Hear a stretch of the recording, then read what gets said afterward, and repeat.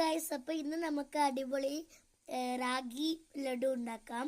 അപ്പം അതിന് വേണ്ടിയിട്ട് ആദ്യം നമ്മൾ റാഗി എടുത്തിട്ടുണ്ട്. അതിൻ്റെ അകത്ത് ഏലക്കായ് പൊടിയും ഒരു ഇഞ്ചി ഉപ്പും പിന്നെ ശർക്കര അലിയിപ്പിച്ചിട്ട് അതിനകത്ത് ഒഴിച്ചിട്ട് ഇതേ പരുവിൽ നമ്മൾ ആക്കിയിട്ടുണ്ട്. ഇതേപോലെ നമുക്ക് ബോൾസ് ആക്കിയിട്ട് വേവിക്കാം. ഇതേപോലെ എടുത്ത് നമുക്ക് റൗണ്ട് ആക്കാം. അപ്പോൾ നമ്മളിങ്ങനെ ഫുള്ള് റൗണ്ട് ആക്കിയിട്ട് ആവി എടുക്കാൻ വെച്ചിട്ടുണ്ട്.